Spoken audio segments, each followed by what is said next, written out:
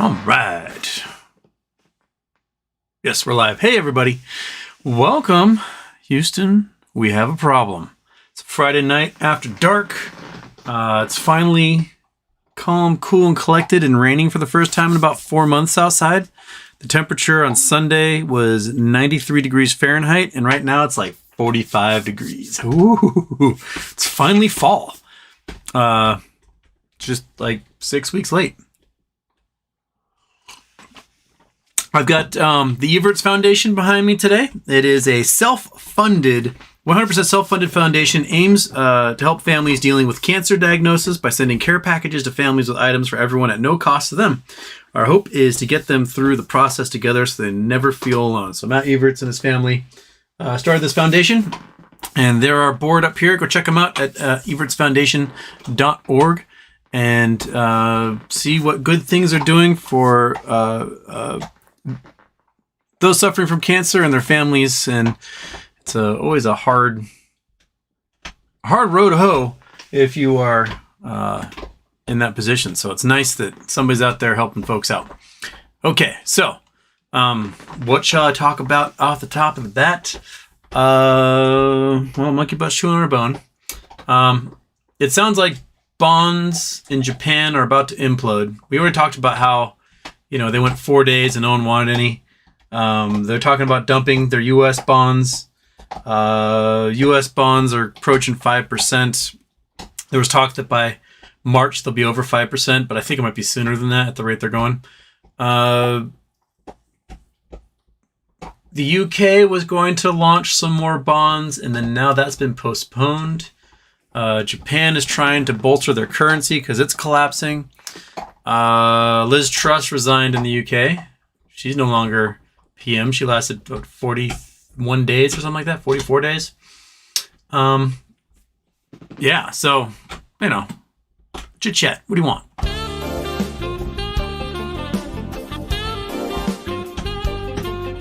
Okay, I love that every time you bite that bone, the microphone freaks out.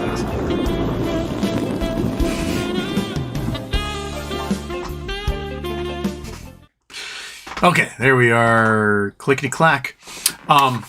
So bring it on. What you got going on? What do you want to talk about? What's on your minds? For those of you where it's Saturday and those of us it's still Friday. Lost waves. Eye of Africa sure is beautiful this time of year. Ugh. Don Caesar Shadem, explain a gamma squeeze to my just turned 4 nephew, please. Should be easy. Okay. Gamma squeeze. If the price of a stock goes up and closes good deal higher on a Friday, that means a bunch of call options that get exercised on that Friday are suddenly in the money. But the thing is that a lot of those call options are sold naked, meaning there are no shares, not 100 shares to back up the contract for the call. And so the T+2 settlement, they've got 2 days to go find the shares and close the deal and make sure that you have your shares in your account and they've got their money.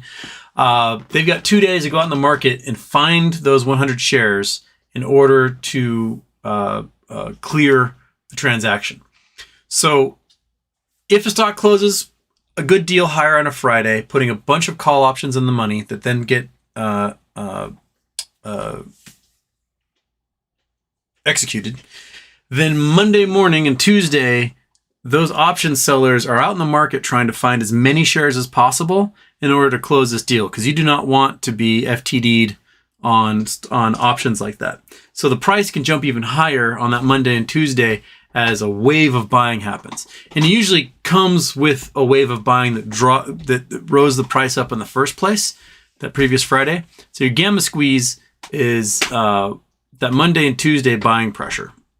Now, if the price goes high enough on that Monday and Tuesday, then there could be what's called delta hedging, which means a whole bunch more shares might go in the money on Friday. So those same options guys have to go out and buy a whole bunch of them just to make sure that if it does close really high, they've got the shares available. And it's this self-perpetuating cycle.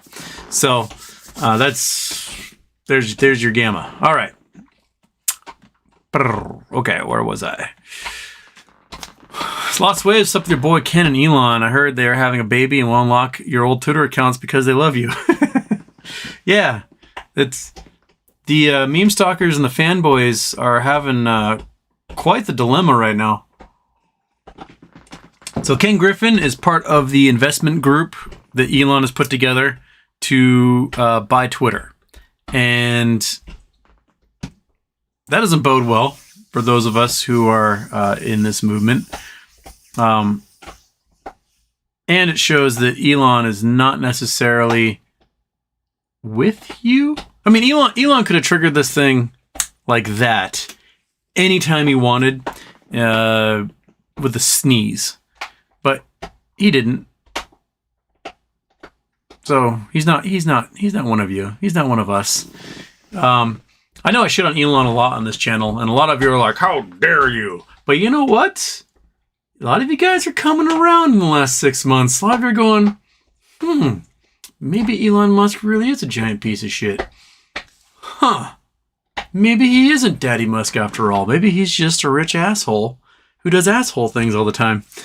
And I welcome the turnaround, and I'm seeing a lot of you on this guy. Carlos Rayo Cruz. Oh, got some coordinates here. Martarina, are you getting me to go to? Is this different? Completely different. I haven't seen this particular code yet. That is, yep, reshot structure. You're trying to get me to go out of Africa with yet another because you paid. Because you paid, we'll go there. You super chatted, therefore we'll go. Oh, wait, nope. What the heck? That's not at all. That's not the place. How the hell? What happened there? I don't think... That's not Mauritania at all. I'm going to try that again. Let's try that. Copy that. Go like that. Go there. And shaboom. No, that is definitely not at all where... Let's try that. Because I don't think that's where you wanted to send me. There you go. That's... Alright, that's where it make you happy. There's Revive Africa. Ta-da! Are you happy? I do want to go here someday. But, seriously. Crypto Volcano. There's even another little guy right there. That looks like some sort of old cinder cone or something. But it looks like it's up. On this side, it's up on a big plateau. And then, yeah, it drops like 1,000 feet right here. So what do those cliffs look like? Can I get down to these cliffs? Oh, well, that's at 1,100 feet, and that's at almost 2,000. Yeah. So there's a big plateau. That thing's almost insurmountable on this side. You have to go up this dry wash or this one to get up there. Huh. Anyway, we'll go there someday.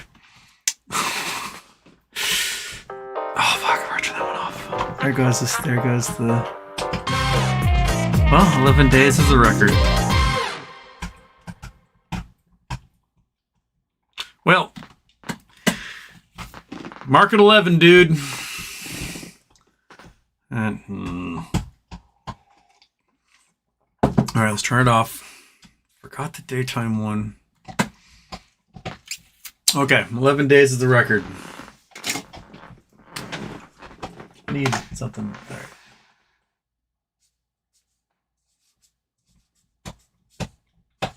That's our record. That's where it'll stand. Okay. Carlos, you got me. You got me good that time. Not only did I have to go there because you did a super chat, but I forgot to turn off the daytime one. Lots of ways. Wishing my boy Jimmy a speedy recovery. Bouncy Ashita won't last until 1:30. Sorry, Don. I got your super chat out of the way right away there. Joshua GME, what does this Citadel crypto exchange look like? Who would use it after their name being tarnished? I have no idea who would use it. Maybe hedge funds themselves would bounce things back and forth and report to whatever culminating crypto exchanges there are. But I can't see anyone who deals in crypto being like, you know what? I'm going to sign up for that Citadel thing. No, they're not. They're not going to use it at all. Tyler Parsons, story, help. Station orbiting supergiant for protection. What could they study? Supernova, quasar, megatron, scientific discovery they're looking for. I mean, orbiting a supergiant would be the most terrifying thing you could possibly do. Holy smokes. The amount of radiation coming off of that would just strip everything. Whatever ship you have would have to be super armored. Probably with some sort of giant magnetic field. So you'd need a huge fusion drive just to create a big enough magnetic field to keep from having all the particles from that thing just melt your DNA. So if you were orbiting a supergiant, perhaps it could be in a binary system where you have a white dwarf and materials bleeding off the supergiant onto the white dwarf, making novas. So you do plasma physics or something with that. What else could you do while orbiting supergiant? Maybe just testing the armor on your ship to see if you'll survive. But those things are blowing themselves apart. They are absolutely... Have you ever seen Eta Carinae? Eta Carinae is a star that is 150 solar masses. Eta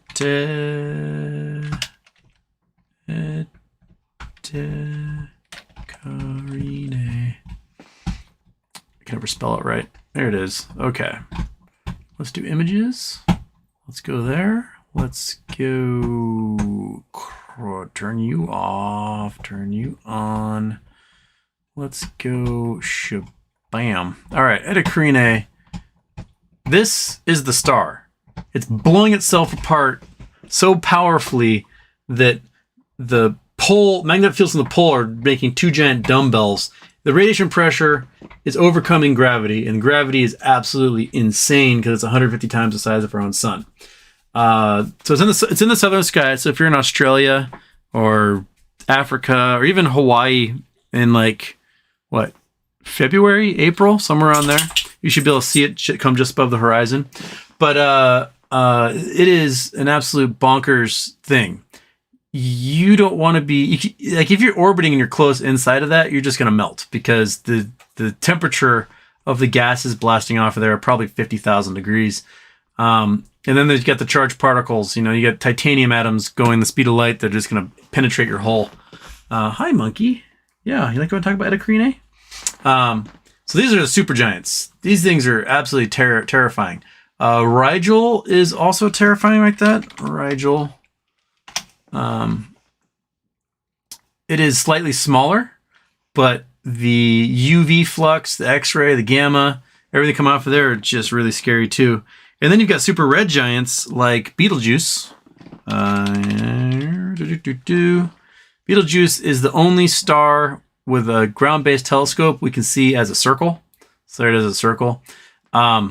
If you were to place Betelgeuse where our sun is, the envelope, the edge of the star would be past Jupiter. It's over 1 billion miles across is how wide that star is. So it would take up essentially the entire solar system that we're in and would boil off Saturn to a little tiny rock and boil off Neptune and Uranus, tiny little rocks. And Betelgeuse, this and probably Scorpio are the two stars that are most likely to go supernova that are near us. Betelgeuse is about 500 light years away, I think. So if it does go supernova, I would suggest staying inside for about a month. The neutron flux alone would be pretty gnarly, cause a lot of cancers, but the continued output of lots of radiation for about the month that it's exploding, it would double the output of our sun. So it happened during a time of year when the sun was like, in the summer, there would be no darkness. It would be daylight 24 hours a day, as basically Betelgeuse and the sun went around us opposite each other. So just look at what type of supergiants you want to talk about. You could be, measuring, you could be orbiting a super red giant like this and measuring like, hey, maybe we can figure out when this thing might go supernova. But then you don't want to actually be near it when it does go supernova, because you'll evaporate into space, and that'll be about it. And you'll just be a blast wave, wavefront blasting through space until you hit something else. Okay. Oh, hi, monkey. Did you finish with your bone? Was that a good bone? She got a new bone today. She's very happy. Okay. Philip Clayton, morning, Houston. Operation Azorian. Have you ever heard of this? And K129. Operation Azorian?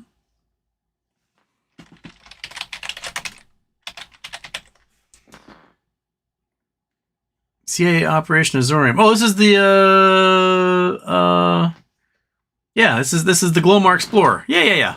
I just knew it as Glomaring. We talked about this some point. The phrase "I can neither confirm nor deny" is called Glomaring from this situation. So the CIA, through Howard Hughes, built the Glomar Explorer. And the cover was a ship that was going to mine manganese nodules off the ocean floor. Manganese nodules are a real thing.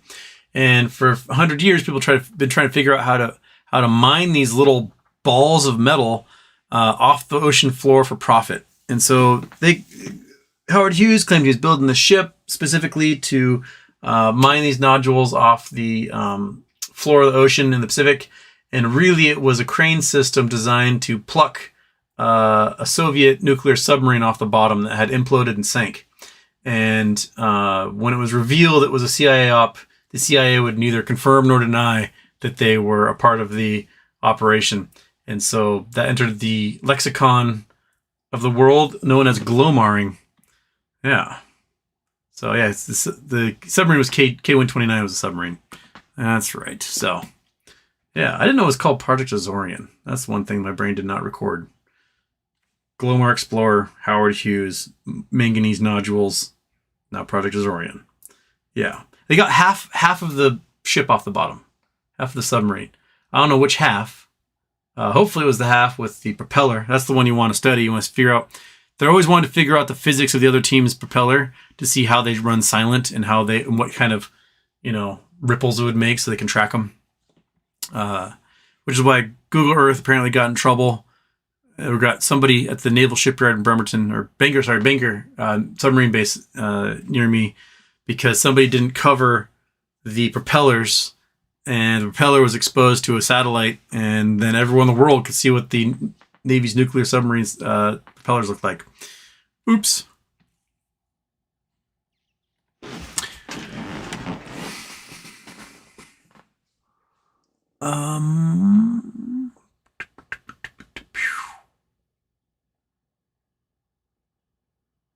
Jason Blackwell, S1A3, just saying.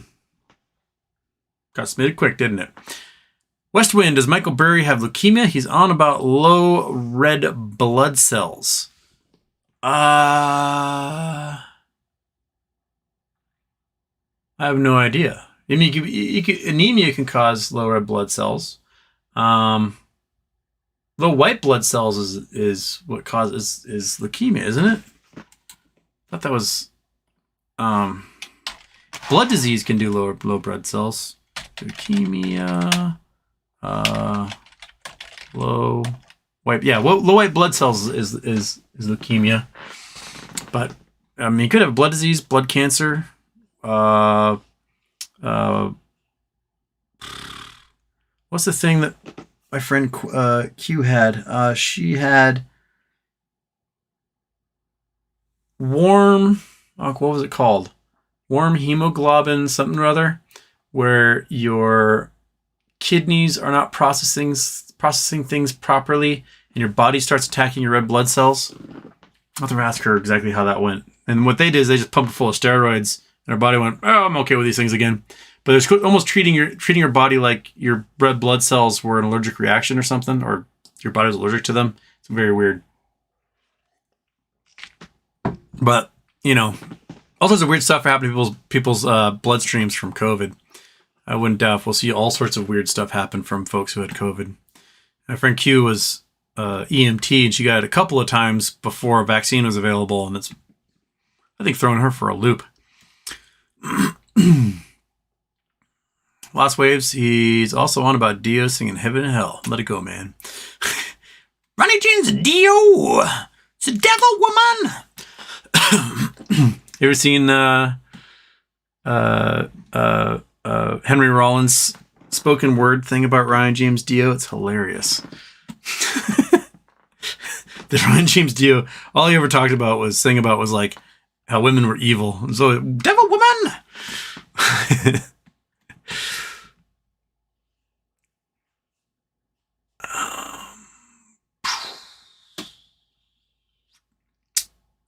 Joshua G. Mead, did you ever watch Joe Rogan's podcast where he interviewed an Air Force pilot about UFOs he captured on his jet?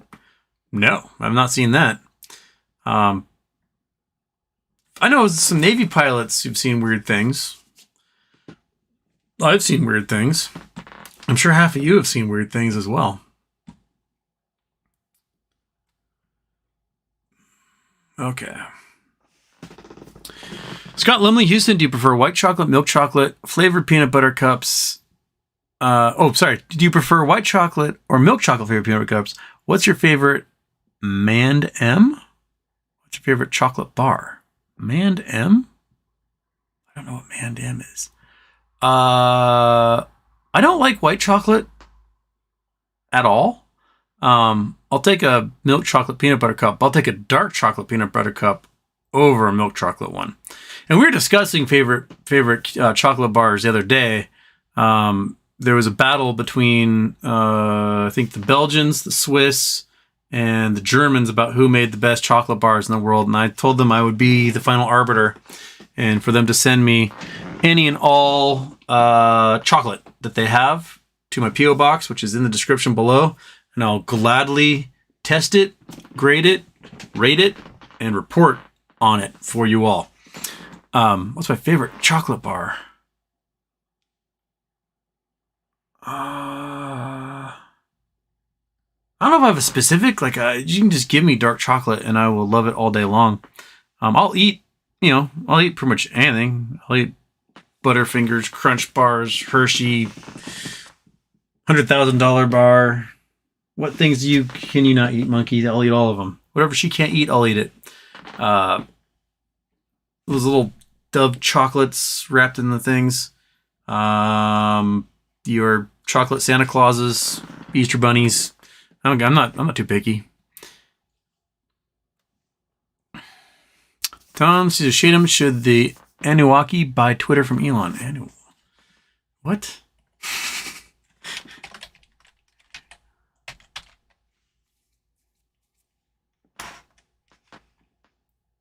Esoteric archaeology. What? Oh, the Sumerian deities. Okay, that's where we're going from there. Sure. I'll take them over Elon buying Twitter. It's interesting. There's reports coming out that the two banks still left financing Elon said that there's no market to sell his collateral, like the rights to his collateral, so they're going to be stuck keeping it, which tells me either A, they want Tesla, or B, there really is no one who out there that it's such a bummer of a market. No one has money for anything right now. So I'm curious. I'm very curious to see what happens on, is it Friday? Next Friday is the next Wednesday. When's the 28th? 28th is next Friday. So next Friday, supposedly Elon has to either buy it or it's going to trial. And I don't know. I still feel like the financing might still be a little tenuous surrounding how he's going to pay the $44 billion. But the minute he pays for that, the value of that company halves. the stock will go from $54 to 22, 25, somewhere in there. And then that's why he was talking about Tesla should do stock buybacks, because whenever you mention stock buybacks, the price starts to rise and people going, oh, I'm going to start buying some in case the price goes up. They don't do any buying of it. They just have to talk about doing stock buybacks because Elon has to keep the stock price above a certain level, because if it drops, he loses all the stock he put in as collateral and he loses Twitter and the banks will own it. So it's not a very good deal. And again, he's going to be paying about twice as much in interest rates as Twitter receives in revenue. And Twitter is going to receive less in revenue because half the people who are active users of Twitter are going to leave. I don't think they're going to want to hang around on the site. So it's going to end up like another Parler, another, what's the other one? True Social, Gab, all those like kind of sites that cater to a bunch of people that make it so unappealing that no one else wants to be there. So I don't know. I don't know where people are going to end up, but I hope somebody makes something that's, you know, not catering to Trump.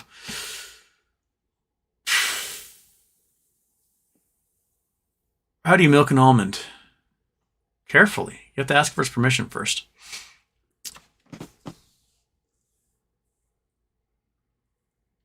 Yeah, Elon, the other thing about Elon is he might lose SpaceX. I don't just mean like get kicked out of SpaceX. I mean, the government may seize SpaceX because of the top secret nature of the contracts that SpaceX has, and Elon talking to Russians and his clearance levels. It may be a security violation for him to be doing what he's doing. And so if Elon loses his security clearance, then SpaceX would lose all their contracts. And SpaceX would cease to exist. Because SpaceX only exists specifically because the US government has been paying for SpaceX to exist. So he might either have the contracts canceled entirely and those contracts sent over to Boeing or Blue Origin or the Atlas, or not Atlas. What's the Alliance monkey? Whatever the Alliance one is. Or the government could just seize it and be like, this is ours now. We paid for it. We're taking it. You lost your security clearance. This is now part of the Defense Production Act, and it's ours. Which I've talked about in the past.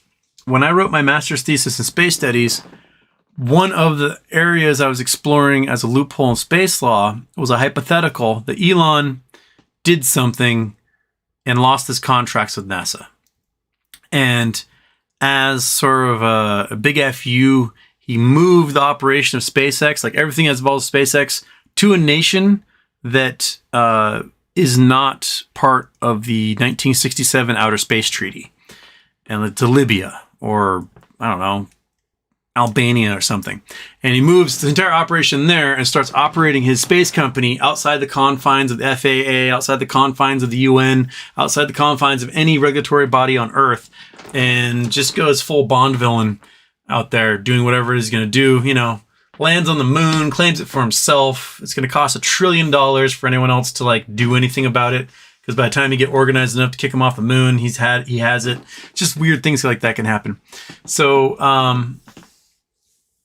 I think we're pretty close. The government announced that they're investigating him. That they're investigating him over what he's done with the Twitter deal. And now they're investigating him for his contacts with Russian heads of state and retweeting essentially Russian language. Verbatim phrases that the Russians would use.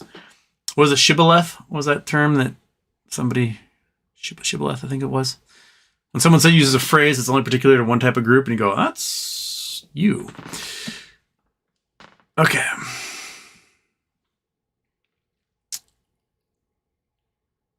Oh, I already lost where I was here. That's a joke. That's people talking about nipples. No cat nipples so far. He's sleeping in the other room. He's been sleeping all day. Science Me Houston, did you watch Michael Levin on the Lex Friedman podcast? He makes living robots from frog cells and has some amazing ideas that reframe cognition, problem solving, and even evolution. I have not heard about that. Making frog robots or living robots from frog cells. That is all new to me. There, Science Me.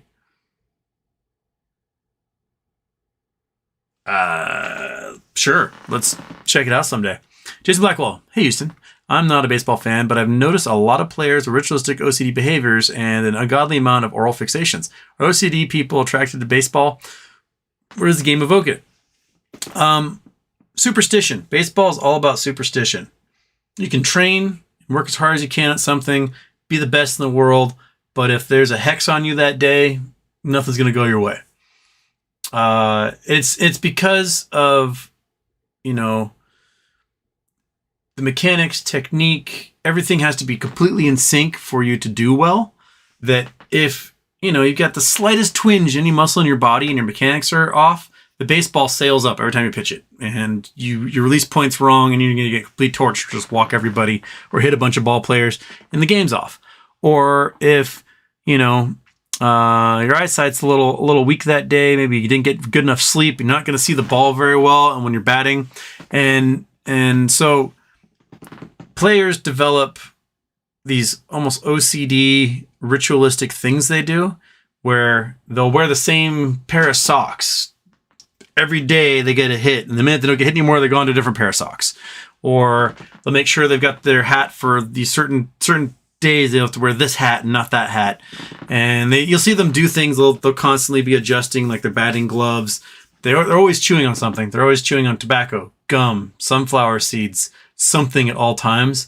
And I did eat way too many sunflower seeds when I was a ball player, to the point that it hurt. I was like, I need to stop letting all this salt into my gums at this point. I was never a tobacco guy. Chewing tobacco is disgusting. I don't know how anyone even gets started wanting to do that. It's the grossest.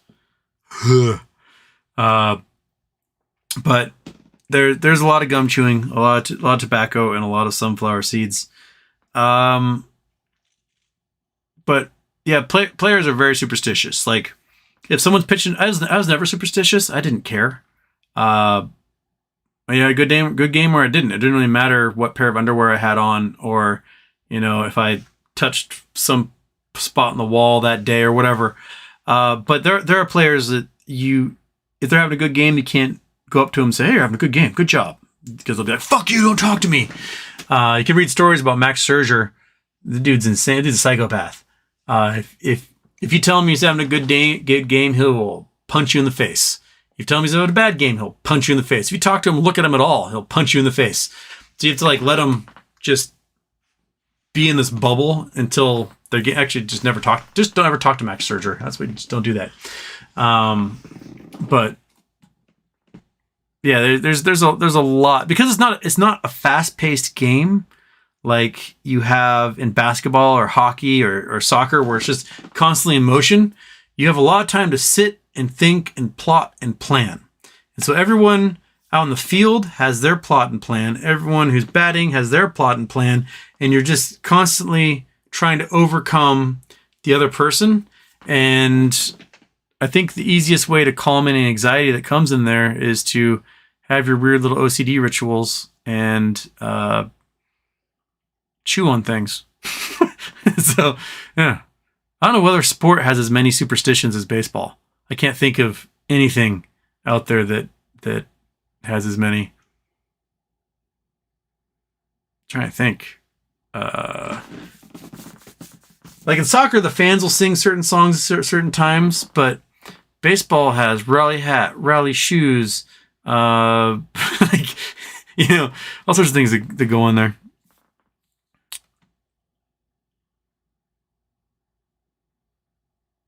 Sad Boy Incorporated Houston, I hope you're doing well. The AMC short thesis video will be up on Monday. Fingers crossed it pisses people off. All right. Send it to me. I'll take a look. Snurtlert. Oi, Houston. We are sitting around the digital fireplace waiting for horror stories of the impending economic market collapse that will hit everyone for years. Well, I hope the fireplace is absolutely nice and it's not costing you too much.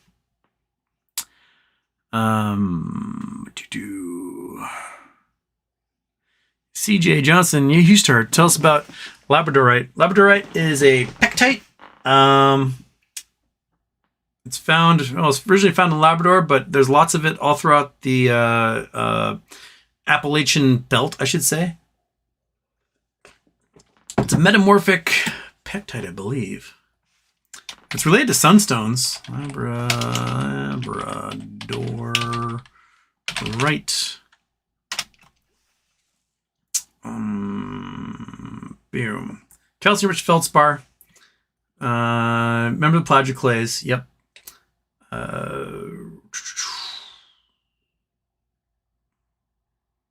Yeah, so mafic igneous rocks like basalt and gabbro. So it's basically reheated oceanic igneous rock. So it allows it to recrystallize slowly. And so it's found in St. Paul's Island in Labrador. But it's also been found in Poland, Norway, Finland, and Madagascar, China, Australia, Slovakia, and the U.S. There was, I can't remember which baseball player it was, but there was a former baseball player. He, fledgling baseball player, had made like $6 million in his career and bought his dad a farm in Connecticut, I believe, and like 1,000 acres in Connecticut. Pretty decent sized plot of land for a little state like Connecticut. And on the farm, they found a huge labradorite deposit that was worth like $1 billion. So using his baseball money, he and his family made like $1 billion off of it. So Labradorite, oh, you guys can't see the labradorite I'm looking at. Forgot to put that on. So this is labradorite. It's pretty nifty.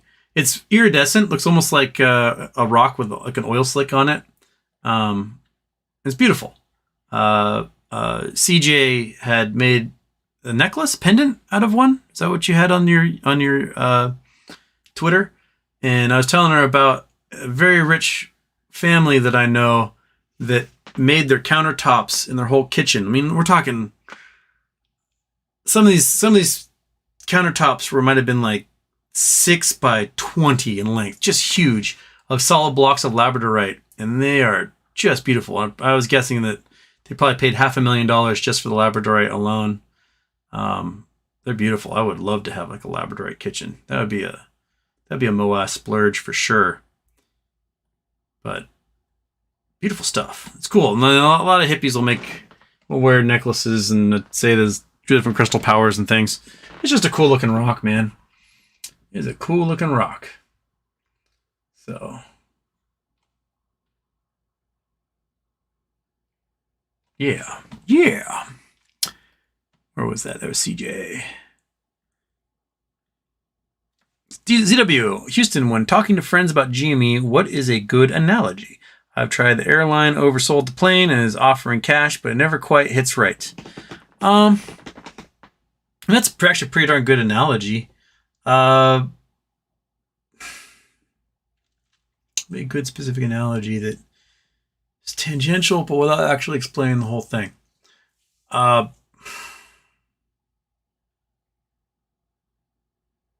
Okay.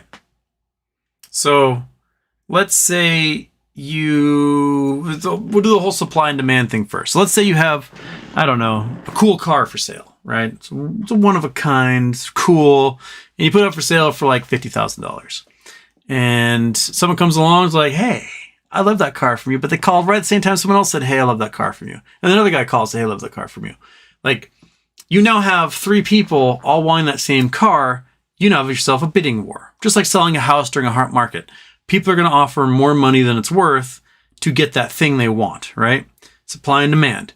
So when you have a short squeeze situation, you have a whole bunch of guys sold stock they didn't own. They're out there. They either borrowed it or they invented it out of thin air and sold it. And there comes a time when the folks who have that stock, who bought that stock and are holding it, they may not necessarily want to sell, but the guys who sold it may have to actually come back in and buy it. So they're getting forced to buy it, and all the people who have it are like, I don't want to sell it for $50. You have to give me more than that, young man. And they're gonna be like $100, $200, $500, $1,000, and until someone's like, well, all right, here's $1,500, let you have this stock. It's happening because the buyers are forced. They have to buy it. They can do nothing else except buying it. Therefore, it's a trapped, confined demand with a very limited supply. And if that supply doesn't want to give it up, then the demand has to make it appealing and jack the price even more. And that's just where you are on the short squeeze. I don't know how else, what other type of analogy you're going to have to do there, but somebody needs it and they have to buy it, and they have to find a spot where you're finally willing to let go of it. And yeah, so airplane's a good one because they overbook airplanes all the time, and then they got to figure out how to get somebody off the plane and figure out what that person's price is.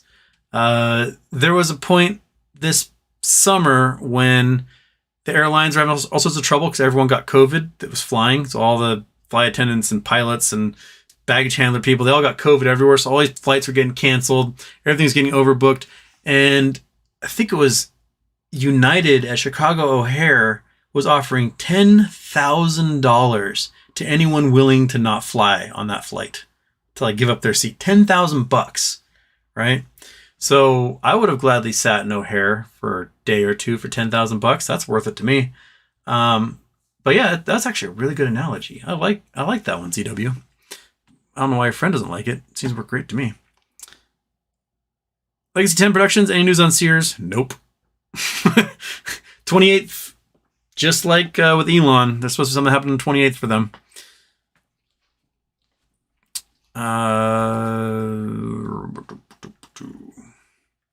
Miss Missy, fancy meeting you guys. Ungodly Hour in Boston. Snort Alert is in Germany. Wind Moon, soon. Alan Woodwork, Houston, let's get this party started. S1A3. S1A3 indeed. Can't go any further than that.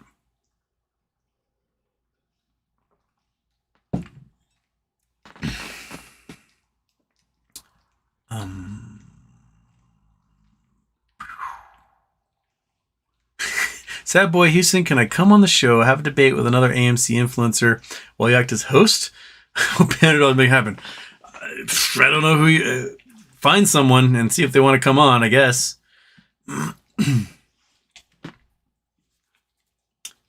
Marcella Houston Lou said, GME and AMC over. Any comments? I don't...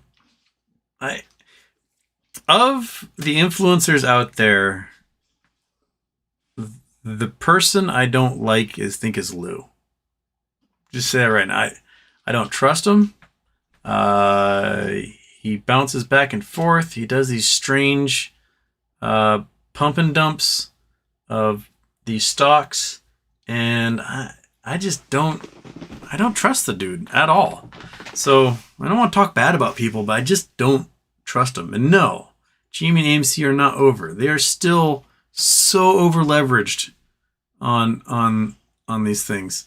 And you know, we're about to get to the interesting part, which is when everyone's assets under management, when their bonds shrink, their blue chips shrink, their long-term investment plays all shrink, and you want to go under your blanket, don't you? And yes, you do. Yeah, okay. You gotta get there. There you go. Come on. Keep going. Come on. Yep, you gotta get off the blanket so you can go under the blanket. Oh. I mean, he said AMC was over the last time it shot up 100%. So I guess whenever he says it's over, it's just gonna go up again, I guess. I don't know. I see in the corner of my eye, the HYMC delisting coming. It is. It's got another, 100 days to get its price up to $1. They have to do something with HYMC to make it worthwhile, because they're gonna have to keep selling shares in order to raise money to do what they need to do for their investment structure. And that just probably what they should do is a giant reverse split, plunk, take up 10 shares or something like that for every one share, get the price up to like $6, and then maybe they can offer more shares after that.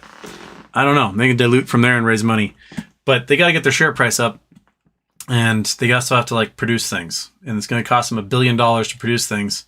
So I don't know where they're going to get that from, other than either taking on a heap of debt that does not exist anymore at just incredibly high interest rates, or to sell shares. And that's where HYMC is going to be.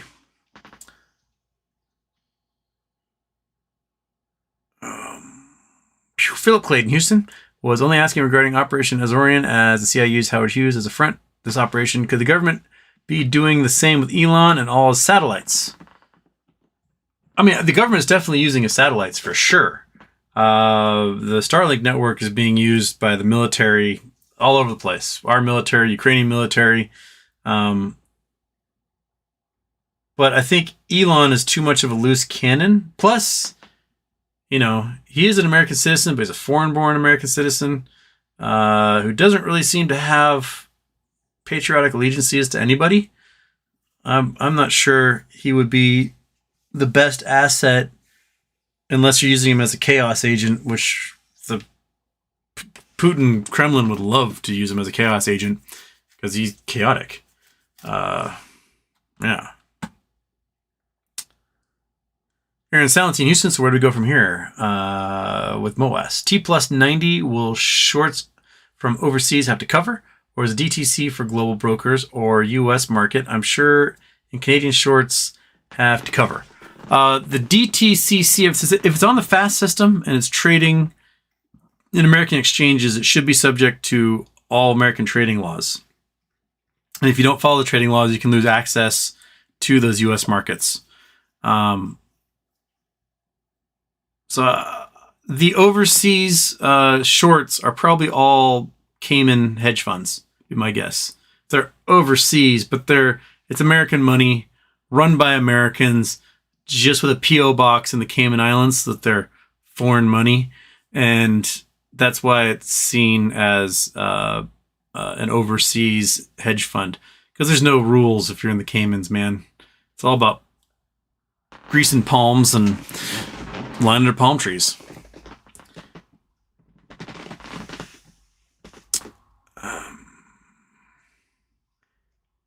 Are you talking about T90 for GME, Aaron? I don't know if T90 applies to GME because of the O2 code, the DTC labeled as a forward split. Therefore,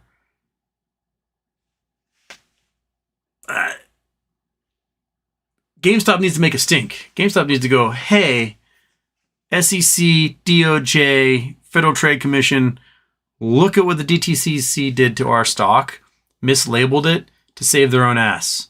That needs to be something, because otherwise, without having the stock as a dividend, there is no T90 clock as far as I can tell, because you just took all the shares that existed and went, oh, that was 4 of them, rather than taking stock from GameStop and handing it out as if it is an actual dividend. 2 different ways to get a similar result, but the dividend version would have the T90 attached to it, because the DTCC did not label it as a dividend. I don't think that clock got triggered by anybody. Not my name. Houston, what's going on with Snapchat stonks? And ticker MBB, the MBS ETF, just the beginning of fun earnings. Well, mortgage-backed securities are going to big time, and Snapchat no one uses anymore. All the kiddos use TikTok, and Snapchat is passé. It went from $13 billion to $130 billion back to $13 billion. And I don't know anybody who uses Snapchat anymore. It was hip like 6-7 years ago, but it has been replaced by other social media since then. I don't know anybody who uses Snapchat at all. I used it for a few months with my best friend. We keep sending each other pictures of our dogs going to the bathroom, and that's about it. I've never used it for anything else. I was like, get rid of this app. I'm sure if you had, I don't know, the type of life where people sent you boobs all the time, you might be still using it, but I don't know if those people exist on there anymore. I think all of those folks are over on OnlyFans now. So,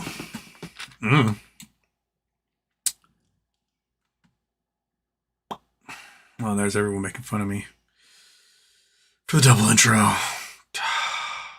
11 days. That was pretty good. I did 6 days twice, and I was like, 11 days commemorated right there.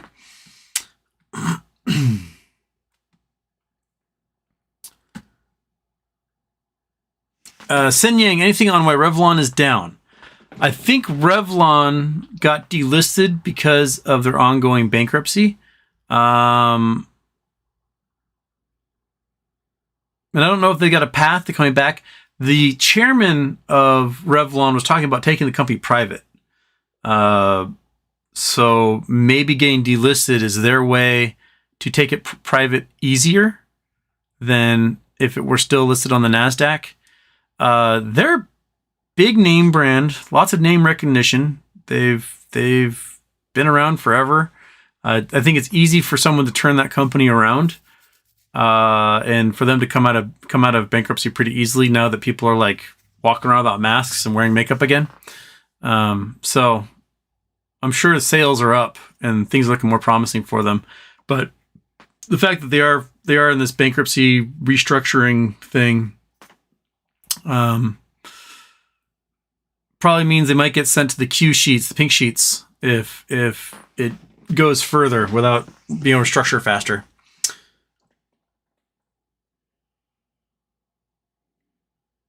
On friend, hey HW, Bird Lady went over a certain S1 today and it looks promising. Fantastic. I saw that Berta had mentioned something about it and then said he's not going to talk anymore until this is over, which I guess I have to do also.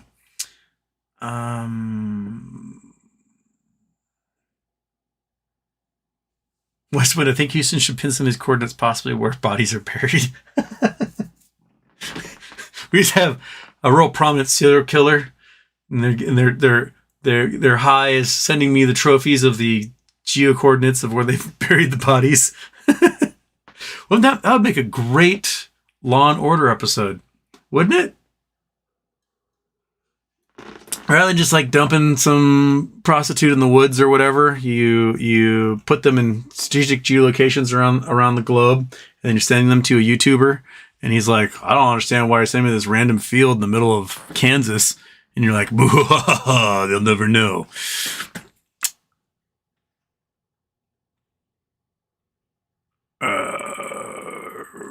White Wolf do anything about element 115. Doobie Wah, it's the one after 114. So, all right, let's bring up the ye old periodic table. Okay. All right, so, I can't see it because I haven't. Okay, so got the periodic table here. You have your alkalides here, reactionary materials. You got your noble gases yonder. If you're an astronomer, there's hydrogen, helium, and then anything higher than helium is just considered a metal, which drives the chemists up the wall. Metals have certain properties where they share an electron. They share electrons between their bonds. Electrons can flow freely.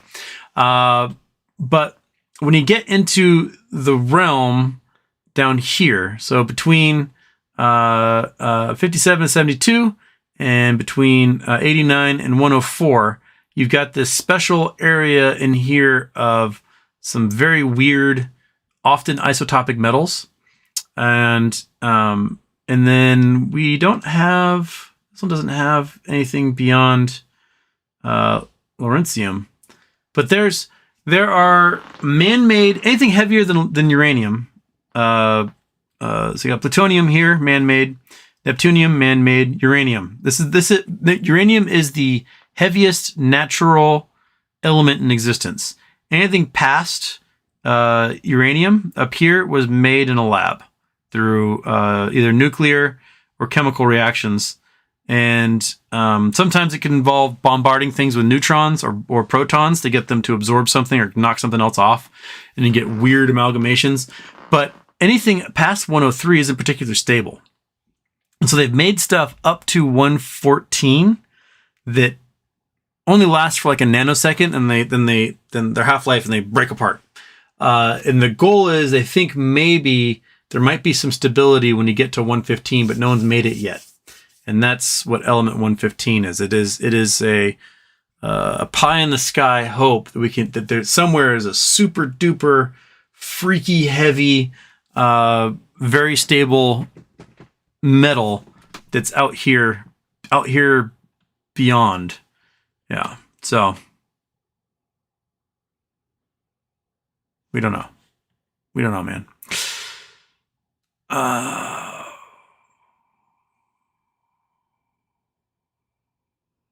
Where was I? Jason Blackwell, Houston, I'm selling candy canes on eBay for the holidays. They're in mint condition. God damn it, Jason. You didn't make such good memes of me. Okay. G-Font, hey, did you check out the Eurodollar video? The dollar shortage explains the dollar rocketing and other countries selling their U.S. bonds for currency. Also explains the currency. Oh, I didn't. I wrote it down. It's right there. Eurodollar series, Macro Voices. I did not G-Font. I wrote it down. I didn't watch it. I need to watch it. Sorry, I didn't.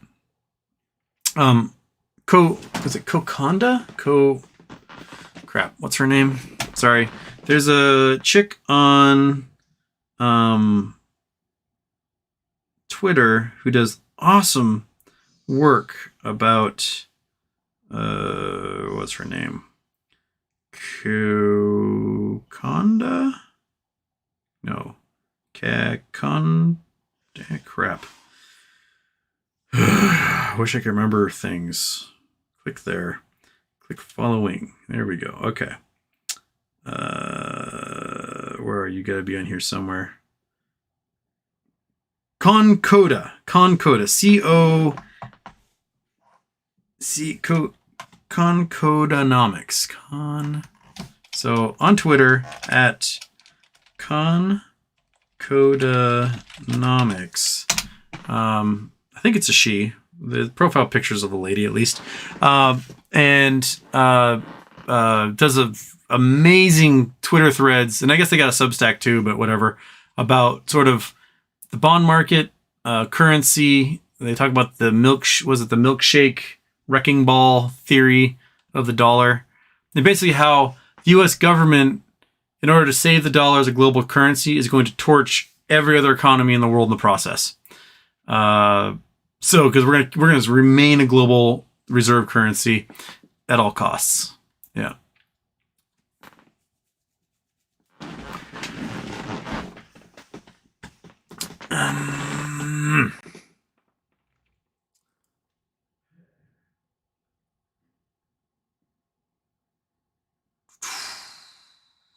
Tyler Parsons meant giant planet like Jupiter to protect against whatever star thing being studied.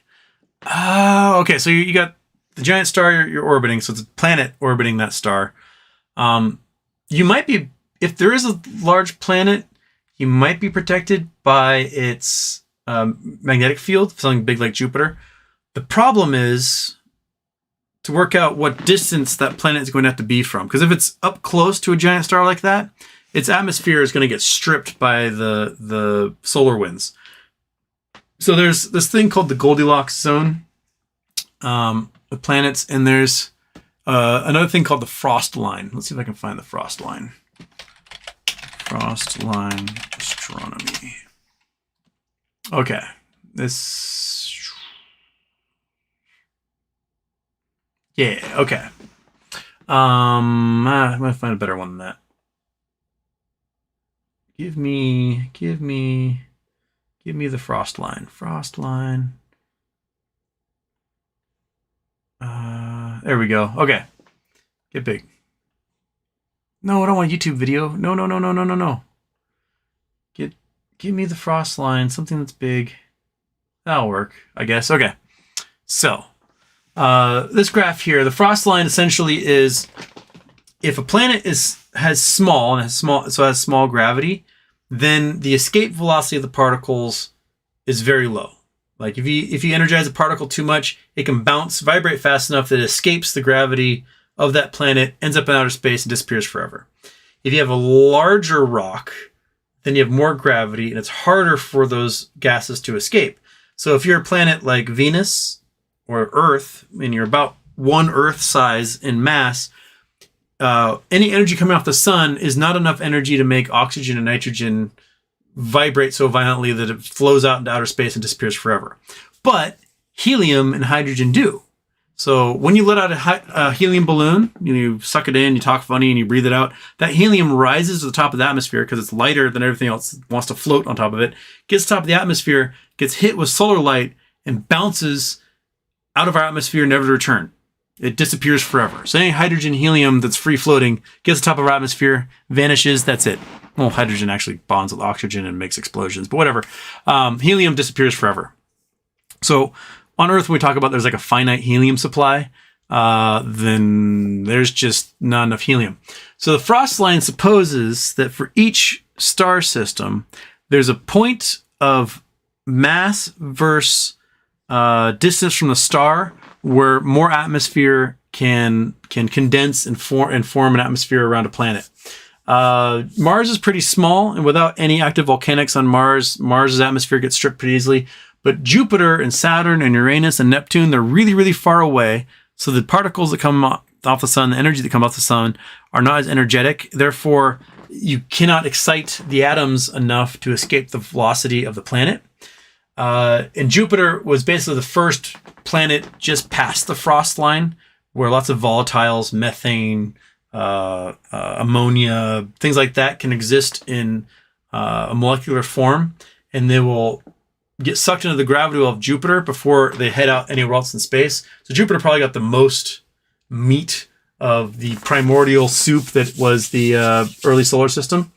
And so if you're going to be in a big supergiant star, you're going to have the magnetic field of something that's Jupiter-sized to protect you from the energy of that star, but it also has to be pretty far away so that the atmosphere can't be stripped by the solar winds of that star. So we have to kind of think about the frost line. Just research the frost line a little bit, and you'll see what I'm talking about.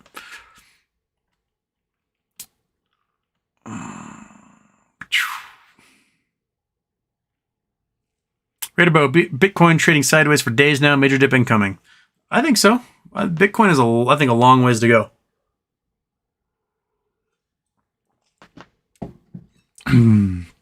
Oat Milk Man, hey Houston, did the courts temporarily block student loan forgiveness? Apparently. I don't know if that's going to hold up for very long. If you have, what, like a week left, something like that, to get your application done for student loan forgiveness. So get that thing done if you guys have student loans. Might as well get forgiven.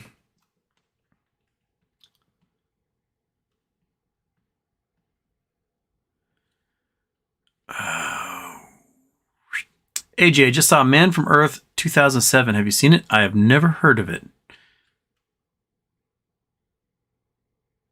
Brother from down under, UK Prime Minister is on. Let's talk about that. Liz Truss is gone. The Tories have a 9% approval rating right now. Someone did polling and showed that if election was held today, the Tories would only retain 5 seats in the entire parliament.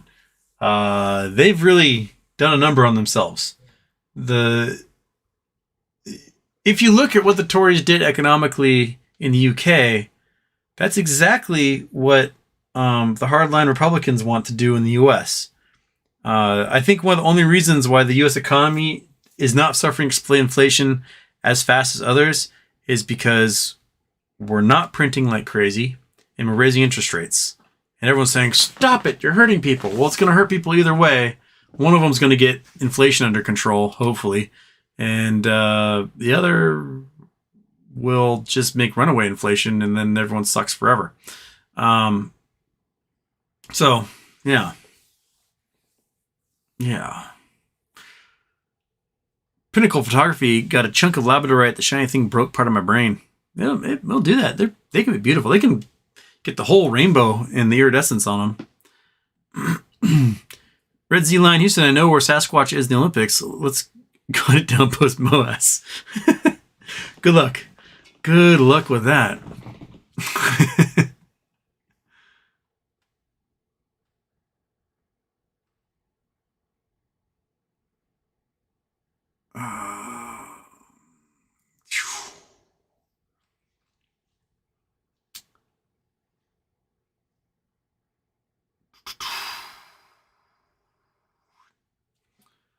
Wilbur Dodge Houston, what's your thoughts on that Ryan Cohen tweet? Pick of Carl Icahn. It's bullish. Ryan Cohen fancies himself as someone who's picking up stock in companies that no one wants and then turning it around. And the fact that he's meeting with him at his house, maybe he's just fanboying, or perhaps he is enticing him and his family to invest in GameStop or Bed Bath & Beyond or something. I don't know. It's bullish, whatever it is.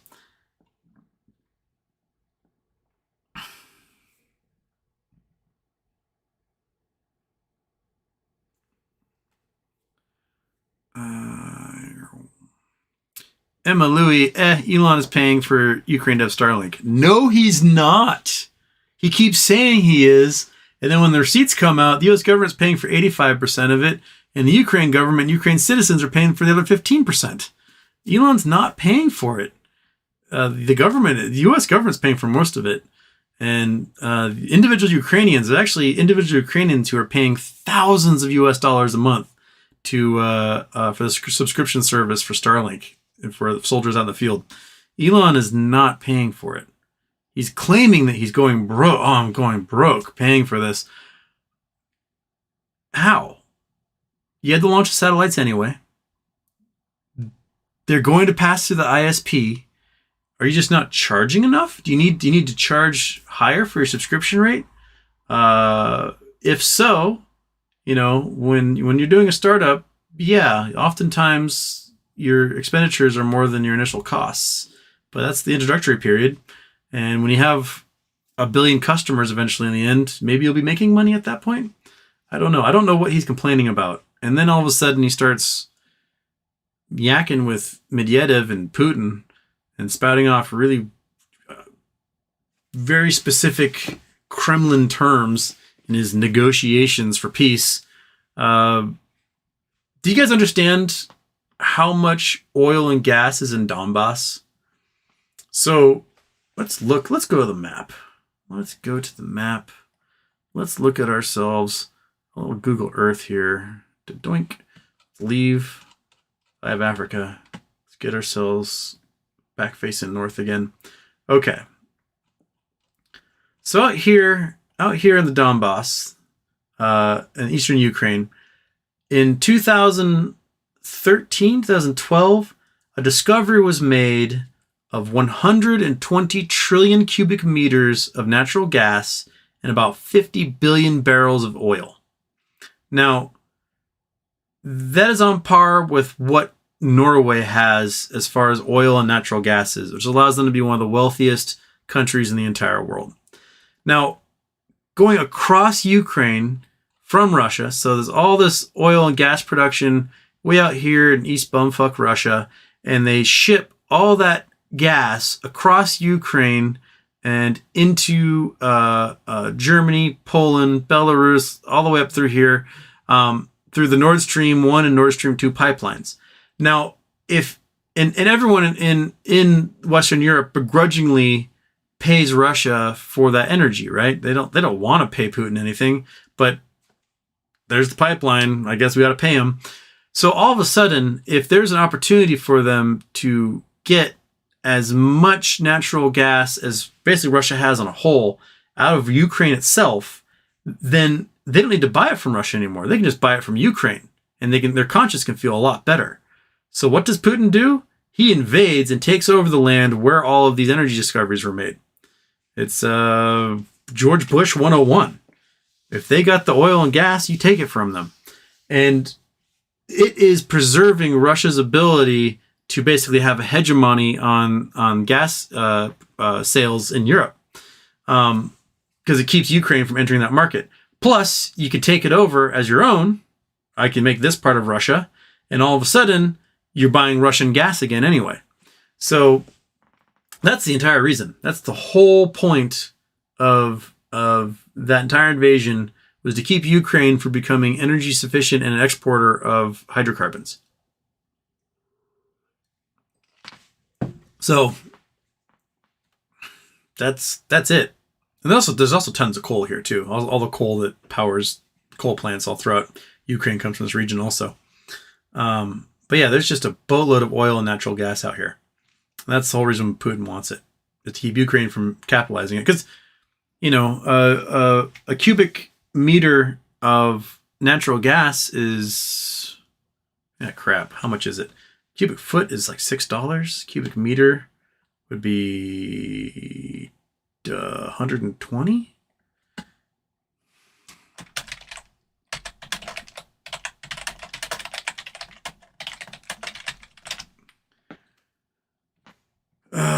Dollars per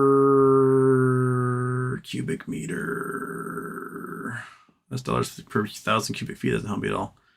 1,000 cubic feet. Dang it! How many meters are in 1,000 cubic feet? Oh, Christ. Cubic meters to 1,000 cubic feet. 28.8. So, okay. So you got 1 trillion at, sorry, I did some math here. 1 trillion at about $10. So 1 trillion divided by 28. Go with your calculator. Calculator. Let's just figure out what Ukraine has here. We're going to turn that off. We're going to turn that off. We're going to turn no, that's not what I wanted. I lost that. That's what I want off. Okay. So 120 trillion to 0.0000000 million, billion, trillion. Divide that by 28. That gives us 1,000 cubic, and then multiply that sucker by about $10. So that is 100,000 million, billion, $42 trillion. Doesn't sound right at all. No, that's about right. So 42 trillion bucks in potential gas sold throughout the next 50 years. Not too shabby. Then you got 50 billion barrels of oil. 50 billion barrels, and multiply that sucker by $100, and you got yourselves $5 trillion right there in oil that Ukraine has, what should be in their borders. That's quite the incentive to take over. Just a lot of it, man. Okay.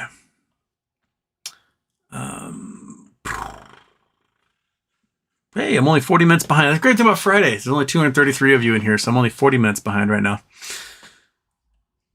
Too much Elon bashing. There's never enough Elon bashing out there, guys.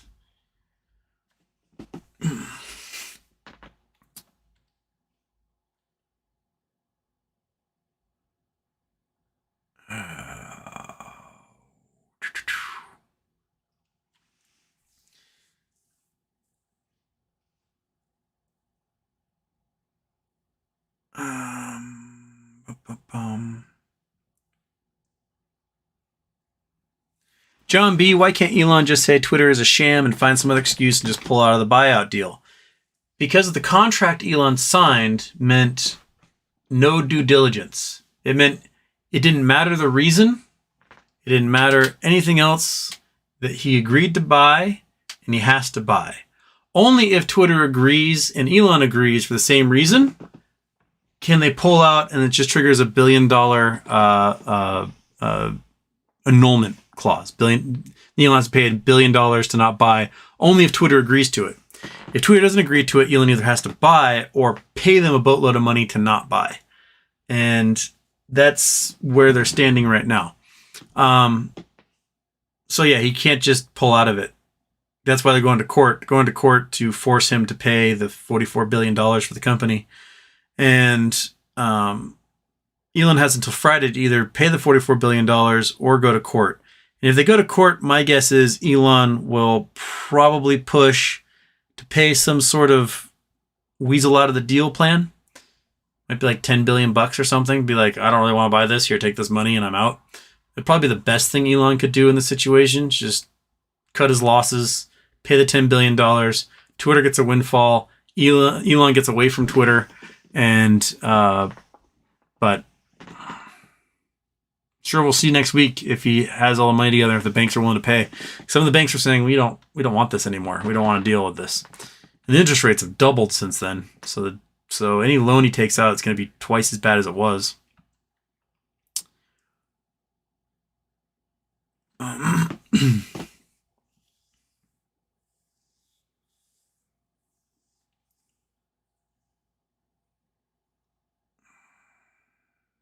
Science Me Houston, what's your survival plan if nukes start flying? I won't survive. I pointed out before, I'm in the middle of like 7 first strike zones. I'll get evaporated. We've got so many military bases around here, and about 5 miles that way is the largest collection of nuclear warheads on planet Earth. Something like 12 or 1,400 warheads for intercontinental ballistic missiles and cruise missiles are over at the Bangor base. I can show you. Go back to the old Google Earth here. Seen Google Earth. All right. So, if my county were to secede from the United States, we would become the 3rd largest nuclear power in the world. So my county is this peninsula. This is the Olympic Peninsula here. And I am on Bainbridge Island. And here, the Bangor Trident submarine base. See all these guys right here? All these little brown bits. These are the bunkers housing over 1,000 nuclear warheads for the submarines. And we have other munition storage in these bunkers here as well. And there's just a lot of them. 12 or 1,400 warheads, nuclear warheads are stored here. And then the submarines are based out here somewhere. The dry docks and subs are out here. But if there's nuclear war, they are dropping one right there. They're dropping one down here at Bremerton at the Naval Shipyard, where a whole bunch of Nimitz-class carriers are kept. They're dropping one down here at Lewis McChord Joint Base. This is where all the Green Berets are and a whole bunch of bombers for the Air Force. They're dropping one up here at Indian Island, which is the munitions storage for the entire Navy Pacific Fleet. And they're dropping one over here at Everett, where the Everett shipyard is, and a whole bunch of other nuclear aircraft carriers. And they're dropping one out here at the Oak Harbor Naval Air Station. I'll get hit with so many nukes. We'll just get blown off this hill I'm on, and that'll be it. It'll be a quick one for me.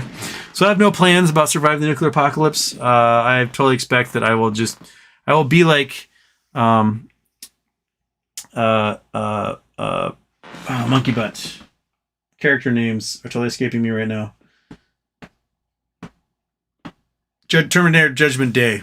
What's her name? Grabbing the fence as she gets like ripped to shreds by the nuclear blast from Skynet. That'll be me. And I'll hear the things go off. I'll go, well, nice knowing y'all. And that's it. I don't have to worry about trying to survive the nuclear winter because I'll have a real quick nuclear summer.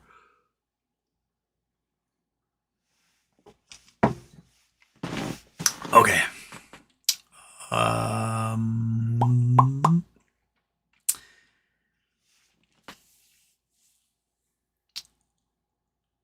Oh, and Saunders, morning, pal. Can SEC indefinitely kick the S1 down the road? I have not heard of them ever doing that. I have heard of folks having to take one back like 3 times. I saw a tweet that Rivian had to redo it 3 times before the SEC was like, it's just right. Now you're okay. But I wouldn't doubt if they're kind of messing with them a little bit, wanting to be very, very specific. about how the wording they want used in it, just to, draw that timeline out just past perhaps the election. I don't know. I don't know if there's anything nefarious behind it or if they just are sticklers for specificities in the language of the S1s. Emma Louie, what phrase did Elon say that was Russian? Khrushchev's mistake, guaranteed water rights to Crimea, and what was the third one? The third one in there that was very Russian specific. Had to do with maintaining the borders of Russian controlled areas. But there's three things that Elon talked about that are very specific to language that the Kremlin uses. And Elon is not a geography whiz. He has no idea about water rights in Crimea and that Crimea is essentially a dry peninsula with no rivers. He wouldn't know those things. So unless a Kremlin-related Russian told him, like, we need to guarantee the water rights for Crimea, he would never have known that in the first place. And Khrushchev's mistake is very much a Putinist phrasing for Khrushchev gave Crimea to Ukraine, made it part of the Ukraine Socialist Republic, and that's something that only Kremlin Putin related Russians talk about as being Khrushchev's mistake. Anyone outside of that does not use that term. And then somebody said the shibboleth. A couple shows ago, that's a shibboleth. The shibboleth is a term that's like insider language that can identify somebody as one cultural group or another. And when Elon said Khrushchev's mistake, everyone went, Putin, you talked to Putin. And then Ian Bremmer had the article came out and said, Elon told me he talked to Putin. And Elon's like, no, I didn't. But the language is very, very similar to if he had talked to somebody at least related to Putin or the Kremlin, intermediary at least. And then he's flirting with Medvedev on Twitter, and it's not a good look, man. You're not if you are doing U.S. government contracts, you do not want to be violating the Logan Act, talking to heads of state about negotiating peace treaties, unless you are given permission to. There's a reason why you have to get government permission to do those things. Okay. AJ, Man from Earth 2007, I've seen it. No, I've not seen it, but third time you said it's amazing, so I'll have to check it out. I guess it came out in 2007? Or did it come out in like 1950 and talking about 2007? I don't know. CJ Johnson, fishermen are more superstitious than baseball players. Oh yeah, fishermen are, anyone on the sea, she's a foul mistress, is probably pretty darn superstitious.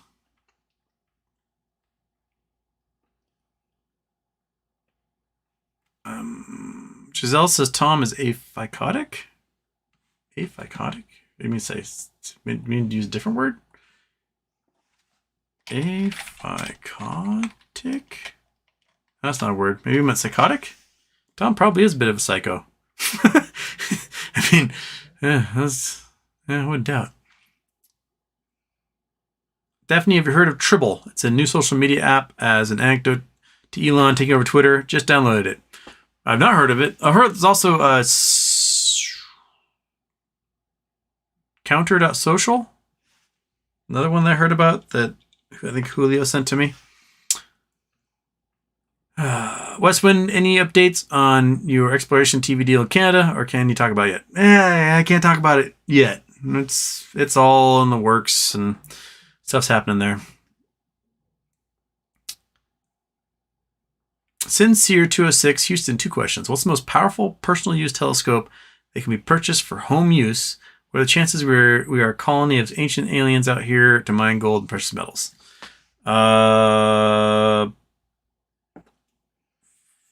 Number one, you can get 24, 25-inch consumer use telescopes, and you can probably buy pretty easily from large firms like a 1-meter scope that's used at colleges and universities. They aren't, they only make a dozen or so of them a year, but you can probably purchase one pretty easily. But like a 20, 25-inch Meade or Celestron, they'll set you back 30 or 40 grand. But they're pretty awesome. As for what are the chances of colony space aliens put here to mine gold and precious metals, very low, because asteroids have much higher concentrations and of gold and precious metals. It'd be much easier to mine than sending somebody to a planet where the planet essentially differentiated and put all the heavy stuff 8,000 miles inside of the planet and doesn't have as much on the outside. So we can mine it, but it's just not an efficient way of doing it. So it's much better if we go to space where there's lots of blown apart innards of planets that have already been differentiated and pull all the gold out from there. Jake Core on the Cobb says Moas on the 28th. Sure. Mark Kilpatrick Houston, did the shorts win with Revlon stock or can't still squeeze on the OTC? Thanks for your great shows. It can still squeeze. I'm curious to see if they go private or not. And that was the rumor that the chairman wanted to take it private. But they still have to fight with the restructuring and the bankruptcy. And there's still a legal thing going on with the accidental payment of, was it Citigroup or Citibank to the creditors of Revlon. $900 million accidentally paid off a whole bunch of the debt. Revlon's like, sweet, I'm out from under this. And then Citibank sued, won the money back, and now there's an appeal between the creditors and Citibank saying there's actually precedent in New York under law for the last 100 years or so that if you accidentally pay off debt, that money belongs to the debtor and to the creditor and not to the person who paid it off. So that's still fighting in the New York courts. And my guess is because of the longstanding precedent with that law, that Citibank may lose out on that $100 million, and Revlon might no longer have that debt anymore, and that might be enough for them to pull out of bankruptcy and go on their way. But courts take forever, so it's still going to be a while.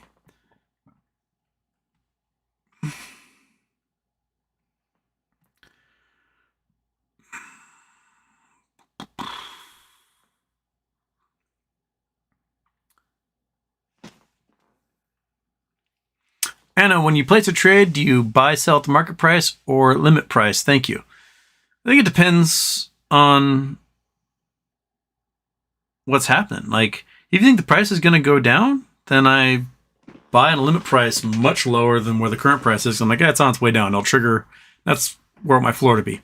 But, if you're FOMOing, you're probably jumping in. I didn't know. You're just going to buy it at market. But I try my best to sell limit price at a price I want to sell for somewhere up here and buy limit price somewhere down here when I can. And Aruna Houston, I woke up in the middle of the night and you are on. My daughter's bat mitzvah is next weekend. I don't have Twitter, but want to rent your ads for her mitzvah project. How do I get a hold of you? Is there a way people can DM me on Go Ask Houston? Is there a way you can DM someone on there? Let's see. Actually, I haven't looked into that yet. Go Ask Houston. I do have to go play around on there this weekend. Let me click on that. Can I? Oh, we can. You can DM people on goaskhouston.com. DM me there, and we'll figure it out. That's a good way to do it. Okay. Yeah. So do that, Anna, and we'll get a bat mitzvah thing set up for her. Excellent. She's becoming a woman. She's going to celebrate on some weirdo's cabinet. And you can message me. Daphne, you can message me. I'm on Instagram too. I forget to check Instagram all the time. So, but I will see it on there eventually.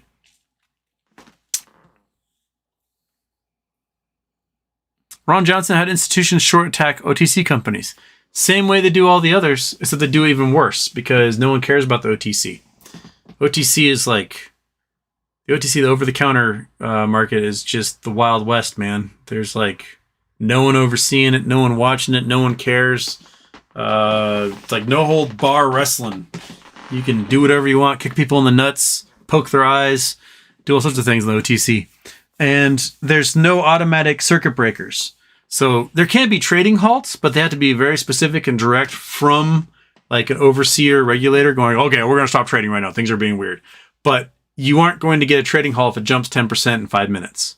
They'll just keep going and going and going and going and going and going. There'll be no trading halt if it gets crashed from $100 down to zero. No one cares. You can do what you want, which is one of the reasons why the stock I can't name could rocket really high, really fast, because there are no halts. No automatic circuit breakers like there are for the other exchanges. Yeah, so they short it the same way. They borrow stock and sell it, or they just naked short it into nothing. And if you are some small cap and you get naked shorted to zero, no one cares. The DTCC doesn't care. The SEC doesn't care. The FTC doesn't care. The Department of Justice says no one cares. No one cares at all if you're some small cap OTC stock and you get shorted nothing. Which is why, and it's been a while since I talked about it, why the Honeypot Holdings trap I think could work really, really well. Should we talk about it again? Because it's been like a year since I talked about it.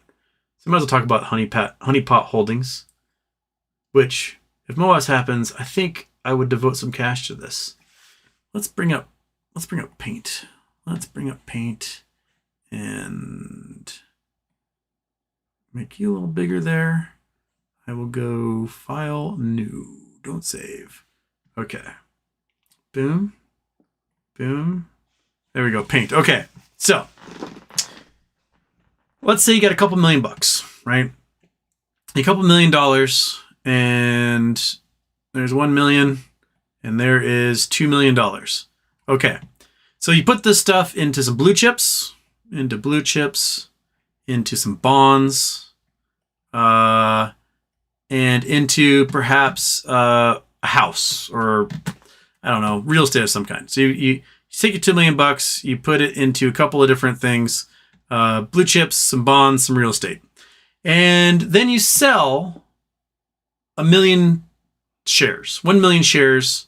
So you sell 1 million shares. So you make $1 million off of 1 million shares. That's so hard for me to write. I need to get one of those little tablets. Jersey keeps telling me to get a tablet, and I just haven't gotten around to that. So sell 1 million shares, 1 million shares. And you make $1 million. You have, let's say you have 2 million shares of your own, because of the $2 million you put up here, and you sell 1 million shares in the market, and you do it OTC. You don't list it on normal market. You call it whatever you want. It's a holdings company, right? You put in some stuff that will generate a little bit of money here and there. Maybe keep this 1 million in cash. I don't know. You just let it trade. You just let it trade. You do your quarter reports like, oh, we made $25,000 this quarter. Our holdings are still about $2 million or whatever. And you do that for a couple of years. And you show no growth. You show nothing. You show no growth whatsoever at all. You just keep letting the funds short the hell out of it. But you set up a wholly owned subsidiary out here with a couple $1 million in it or something, or an offshore account or whatever. And what you do is when your stock price, which originally was at $1, right? Was that $1? When it ends up all the way down at 0.00001, that sucker gets seller boxed all the way down to nothing, because no one's talking about your stock. No one cares about your stock. You're not showing any growth. You're not showing anything of value whatsoever. You take this subsidiary and you start buying millions of these synthetic shares that exist. Billions. Tens of billions. Whenever the shares are offered, you buy them millions at a time, right? Millions upon millions upon millions upon millions upon millions. Okay. You've loaded up, I don't know, several billion, just billions of shares into this offshore account, right? Now, it's offshore. No one cares. You can do whatever you want offshore. You can break the law. Unregulated, man. You can buy all the stuff you want in that little holding company. Now, all you have to do with this company is say, sell your real estate, get some cash out of it, take $1 million that you might have sitting from that original share sale that might be gaining interest in some money market account, and you make an announcement. You say, for all public non-insider shareholders, we are offering a $1 special dividend, right? So you have $1 million cash that you are going to send out to the DTCC or your transfer agent or whatever to distribute to all the shareholders. Well, those 1 million shares here, well, you each get $1, right? But the hedge funds who shorted your company have to do a payment in lieu for the billions of synthetic shares they created that you amassed in your offshore account. So it's a great way to make $1 billion or $2 because you bought up all these little doodads right here, and you could bankrupt probably a whole bunch of hedge funds just by offering a simple $1 special dividend. And because you're an offshore holder, you don't have to report that you are now holding a majority or like 9 million% of the entire company. That's how you can use those offshore rules to your advantage and make yourself the honeypot scheme. And I think it'd be hilarious to name it like Honeypot Holdings. Honeypot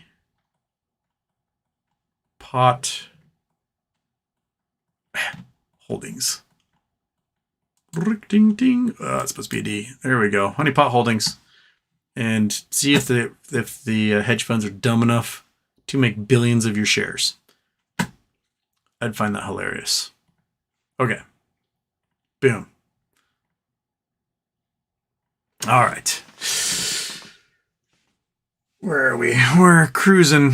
We're only 40 minutes behind. Not too shabby.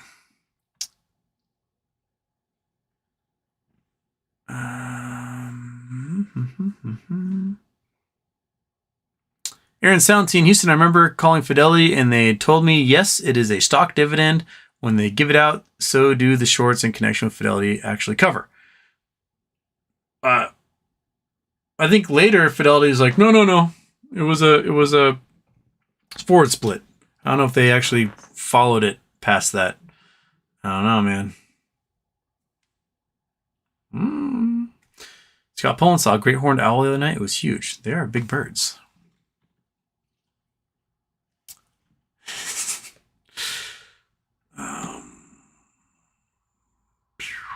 John B. They made 115 briefly at CERN. It's the element Bob Lazar says the alien craft S4 uses for anti-gravity waves and use them for interstellar travel. Yeah, Bob Lazar is insane. He's a make-believe man. I don't trust him at all.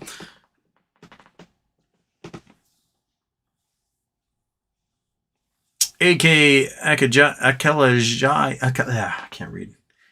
A.K. Akelaji. Houston, after Moas Apocalypse, I'm sure Hollywood would make a movie. My question is, who would you like to play your personage of the movie stars? It has to be Dylan Francis because he is my twin. I have a little bit more of a receding hairline than he does, but he's got the widow's peak, so it makes up for it. But we are the same person. We're the same size, same face, same everything, pretty much. It's got to be that dude.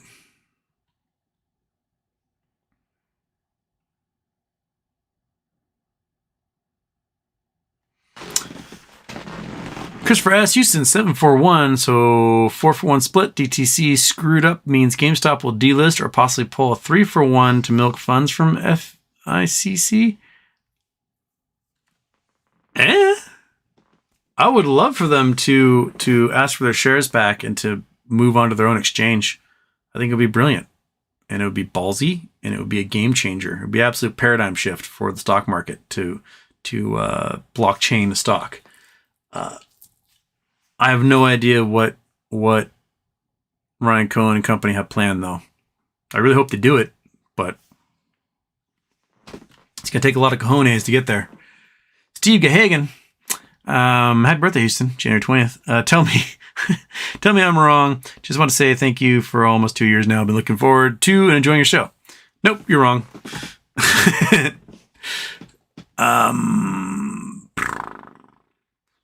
January 20th is the anniversary of the last time I had the flu, though. January 20th, 1993. This January 20th, it will have been 30 years since I had the flu. So that's a big anniversary, right? To go 30 years without ever having the flu. How many of you can say that? How many of you have not had the flu for 30 years? I did get COVID twice in June, though.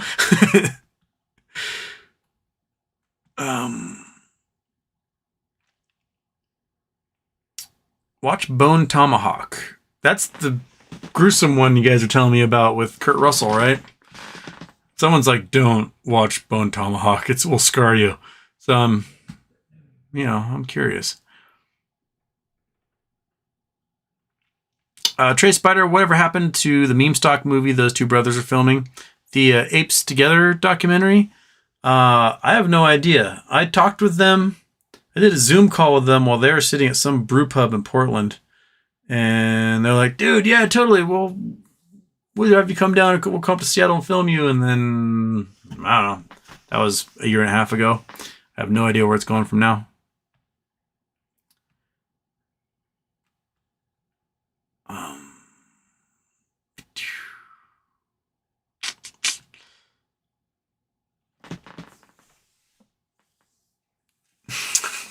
I'm glad I'm getting you through overnights there, Steve.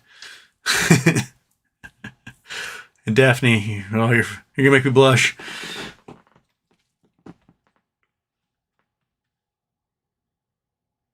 Benedict, if Elon's child count is an indicator the guy isn't great at pulling out. Lee Cohen, where is Bainbridge and when and why did you learn strategic options trading? Bainbridge, we just showed it up on the map here, is next to Seattle. So, pull out in the northwest corner of the continental U.S. Right here, it's the continental United States. Zoom in to Puget Sound. And there's the city of Seattle, and a ferry ride across the water is Bainbridge Island, which is where I live here. This goofy-shaped island. And every once in a while, you might meet someone in the world that has a little tattoo of the outline of the island on their arm and looks like some sort of weird amoeba blob. And that's the hardcore Bainbridge tattoo. And they're out there. They usually have it on their wrist. You'll see them. So that's where Bainbridge is.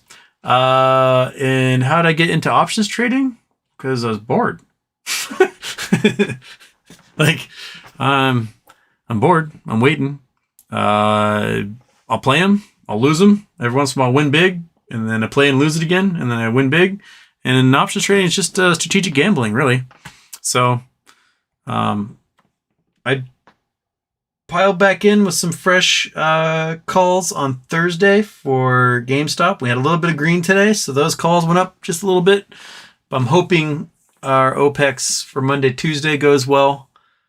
Because if you get good Monday, Tuesday, I'm not going to say it's going to go to $45 or something, but let's say it goes to $35 or $40. Make some good change off of that. You can cash out, get the money, buy puts because they're going to drive it back down to 25 again, and make some cash off of that, and then take all of that and perhaps use it for a company that has an S1 that's been filed, and buy as many of those as possible. Because who knows what price level things will go to when they go crazy. Try Plan for Nuclear War is a good one. Yeah, it's a pretty good one. You just get vaporized and it's over. Dick P, can you calculate how far behind in the chat in light years?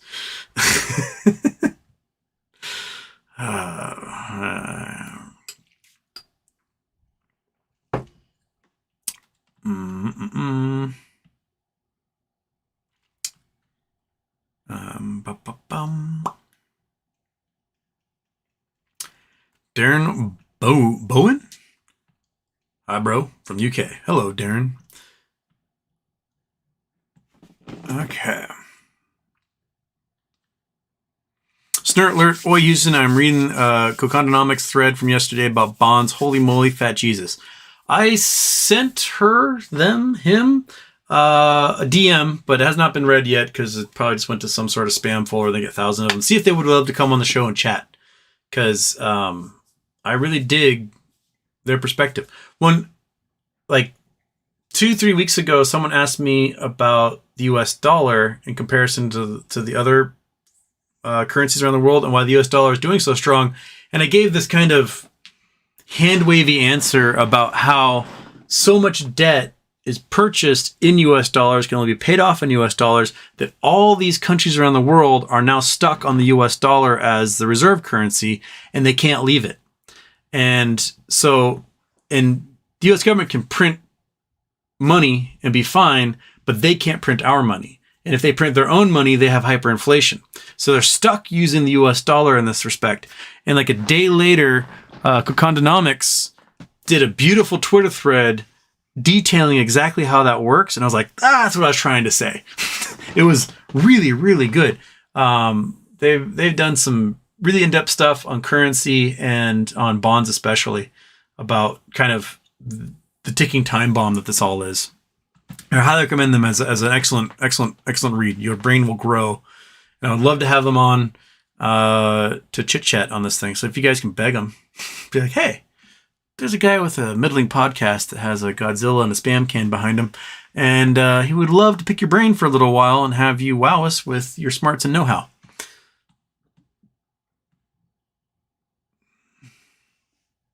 Lap 27, Houston, what would you do with $1,500 on Monday?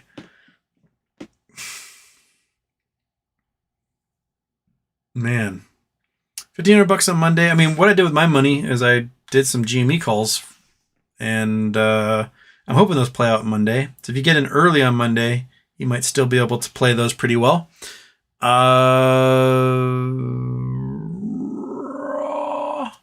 Otherwise, I might just put everything into the stock that cannot be named. So that's my goal. I want to get several thousand of those if I can.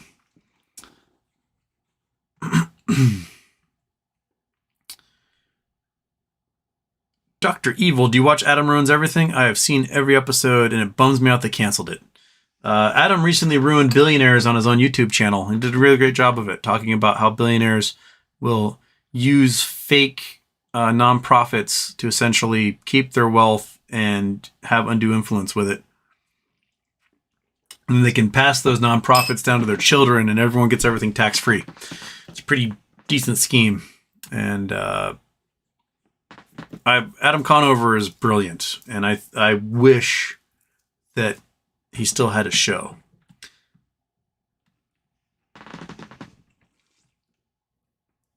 Oh, did I accidentally skip stuff? Crap. Nope, I was there. All right. I'm catching up. Oh, that's what's happening, is I'm catching up. Oh, buddy. Okay. Good old Honeypot Holdings. Could be done as an Indiegogo project since nobody cares about TC companies. Euphoria Morning, Houston. Here in UK, my son has lived through 4 chancellors, 3 home secretaries, 2 prime ministers, 2 monarchs, and he's 4 months old. I saw that tweet. It was hilarious. West Wind, Houston, what were your COVID symptoms? Well, it was a Charity Tuesday at the end of May, and I thought I was getting whopped with allergies because it was like our first sunny day we'd had all spring, and I didn't test positive, and the next day I tested super positive. So mostly it was scratchy throat, stuffy nose, cold symptoms, and then I got the Paxlovid, and within an hour my symptoms were gone, and then I basically had the turd mouth that the Paxlovid gives you for 5 days while I was taking that. And I just sequestered myself in my room and sat in there and watched Star Trek. The second time I got it, which is I got it in Banff, because I was the only person in a mask in a room of 4,000 people who were yelling and screaming at each other over loud music while trying to meet with each other. And I probably just got spit in my eye 1,000 times. And that one kicked my butt a little more, and it didn't show up on the home test. But I lost the taste and smell. I had one really bad day of cold chills, and then I was recovering after that. But it still was like 4 or 5 days till I was like, I think I'm over this. I feel okay. My roommate said I looked like death. But that was like the second half of June when I got that one.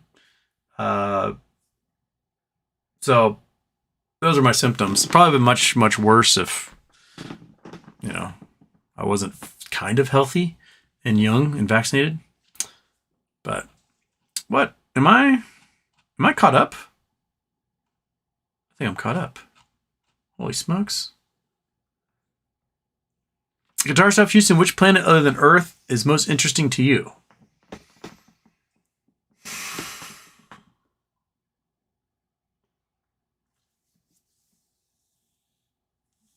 I mean, Titan's pretty cool. It's not a planet, it's a moon. Because it's a rocky body with an atmosphere. And it's got lakes of methane, which would be kind of cool to, like, I don't know, see, but impossibly cold to survive. I like mostly moons more than the other planets in the solar system. Io's rad. I'd love to see a volcanic eruption on Io. I would love to see like a steam burst through the ice on Ganymede.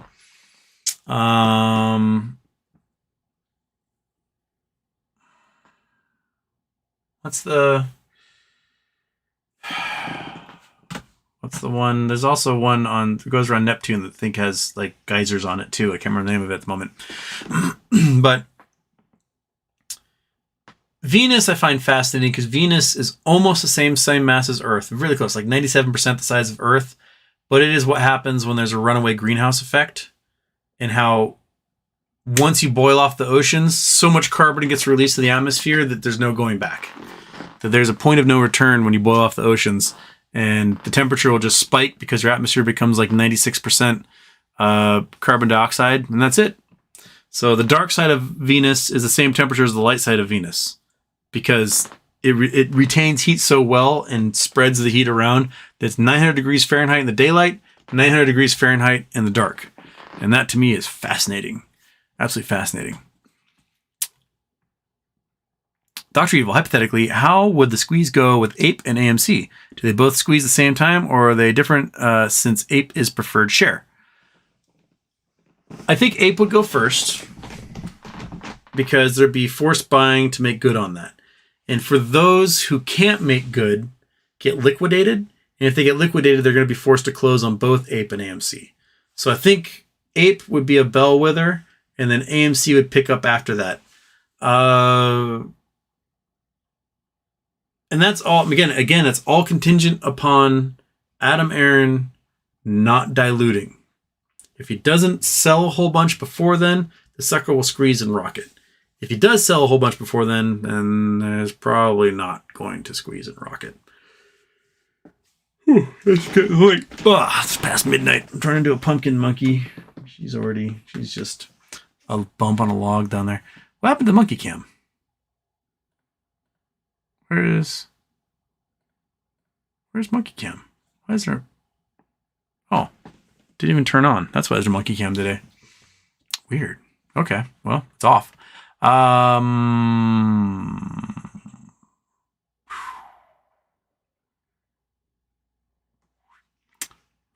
way using the front of the chat. I'm here, baby. I'm here for another 6 minutes until I turn into a pumpkin myself. Scott Lumley, yo, Houston, what's your go-to recipe when you are cooking? I'm a lazy cook. I'm an incredibly lazy cook. And because I'm usually just cooking for myself. Go-to meals. I like doing smoked salmon Alfredo. It's delicious. Easy to cook. Quick pasta. Throw some smoked salmon in with it. Done. Out the door. I like to do... I'll do like a salt and pepper cumin steak. Quick little broil in the oven. I'll do ramen noodles a lot. I like to get like the family size pack of like Caesar salad mix, and I do like 4 or 5 of those, and do it with my smoked salmon Alfredo or steak, or I'll grill salmon. But I don't cook for myself. I don't make stuff from scratch very often, unless I've got company over, because it's just me. And to me, food is like a time versus enjoyment factor. I love eating a meal if I can enjoy the company of other people. I'll spend an hour eating a meal, having a great time. But if it's just me, I'm there to put food in my mouth and to go on and do other things. And so I don't want to spend an hour cooking food to have 10 minutes of eating it, and then I'm off doing other things. So I just wasted an hour of my life. So if I can get the cooking food part down to 10 minutes. Then I got 20 minutes of my day that I'm spending eating food. And that's okay with me. But I do like with other people. I love like inventing marinades. I have a marinade I like to do that I call just the Polynesian marinade, which is pretty simple. It's garlic, honey, and soy sauce, and then throw in a little bit of like balsamic dressing, sometimes balsamic vinegar. It's just perfect. And then you like soak a steak or whatever in it for like 24 hours and then grill it. Throw in some cut pineapple, a little bit of white rice, done. It's delicious. But yeah.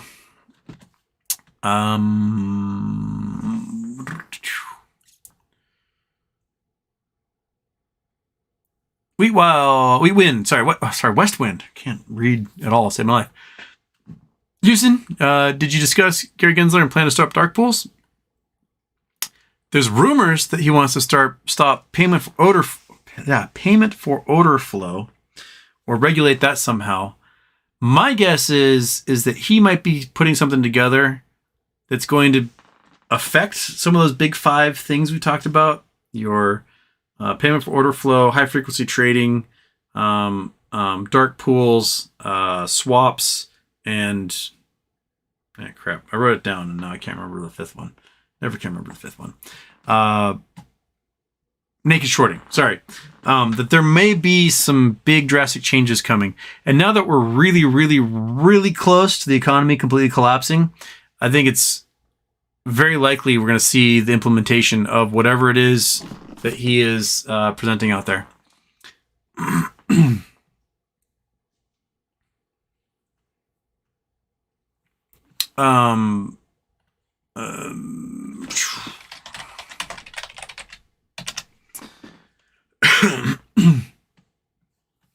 Okay, so Paratarian, I want to congratulate you for making it to the end of the chat. Would you like to celebrate by explaining why you think the Fermi paradox is either wrong or correct?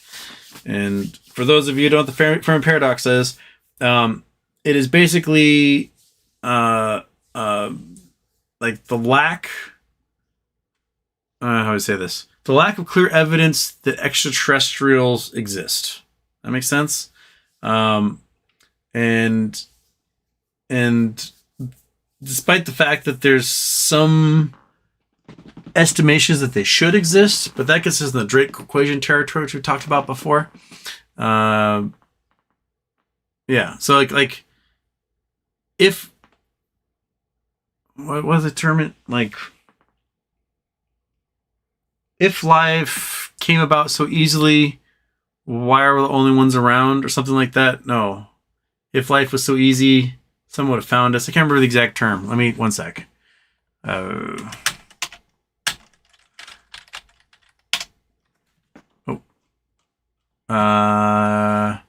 paradox is the conflict between the lack of clear, obvious evidence for extraterrestrial life. Oh, here we go.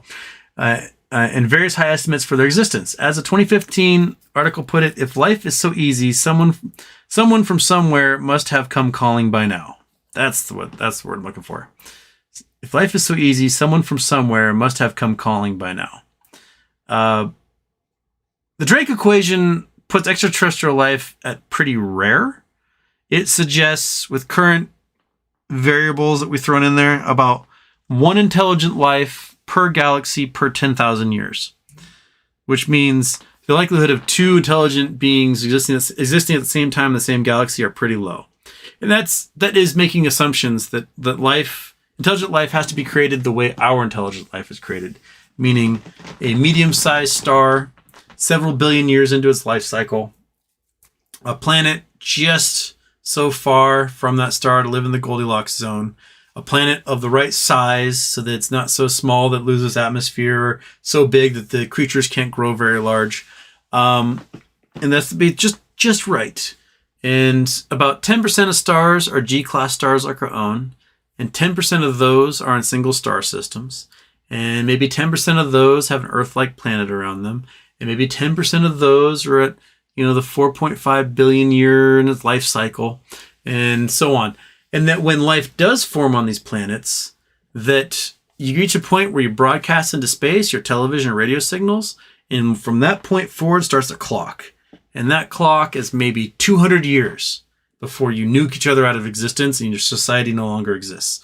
Or before you use up all the resources on your planet and die trying to get to the stars or whatever. So if once every 10,000 years per galaxy, someone broadcasts their existence, right? And then 10,000 years later, somebody else appears and that signal already passed by. Or when they receive the signal on the other side of the galaxy, you're long dead. And so they have no one to contact with because you died, 18,000 years ago by the time their signal reached that person. So, but that makes a lot of assumptions that whatever evolves to take over a planet and to broadcast their existence into space is a lot like us, a bunch of warring hairless apes who fight each other over the dumbest reasons and then nuke each other out of existence, even though life is precious and rare. And there you go. I'm sure there could be very successful ant colonies in space that do everything for the queen and they don't nuke each other out of existence and they can live for tens of thousands of years and whatnot. But as far as the hairless apes, well, we're pretty close to nuking each other.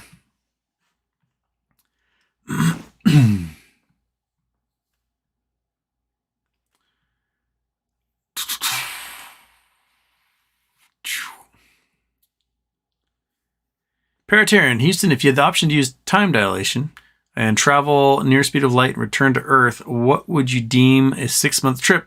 Would you do it? What do you think you'd return to? 6 months might put me ahead, what? Like 12 and a half years? Something like that? I have to quick estimating my head. Yeah, because I think 2 years would do about 50. So 6 months would do about 12 and a half years. So I'd show up at 2035 and what? I'd look pretty similar I am now, age almost 42. Would I do it? Huh. What? I mean, I have a feeling I'd come back and the weather would suck even worse than it does now. So I'd be like, oh man, this really sucks. It could be so abrasive and quick. Probably electric cars everywhere. I don't know. It would be kind of shocking. That's a good question. Would I do it or not? Monkey Butt would have to come with me because Monkey Butt, I don't think she's a medium-sized dog. Another 12 and a half years, I'd put her at 19 years old. She'd have to come with me in space. So only if Monkey Butt could come with me would I be willing to do it. And then she can experience the future as well. Right, little buddy? Yeah. So that's probably the only way it would happen. Scott Paul, any chance NASA wants to capture a comet and study it in Earth orbit? That would be terrifying. Absolutely beyond terrifying. There is, sci-fi talk about capturing an asteroid or something and then mining it. But one little mistake and you kill every single solitary human being on Earth. It is really pushing the boundaries of what is reasonable. That would terrify me. Maybe studying one and capturing it on the moon, even though it'd probably blast off a lot of stuff on the moon if it did crash, then that would blast out and then rain down on us, and I don't know, lots of meteorites would come down. I'm sure everyone would love to study one up close, but I don't think putting the entire Earth at risk to do it is a very good idea.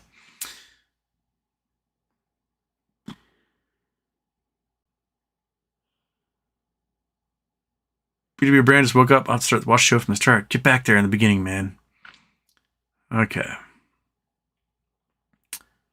Dogs in space again? Yeah. It's not as funny as cats in space, though. Those things will spin and spin and spin trying to find the Earth. All right. I'm tired. I'm fading fast.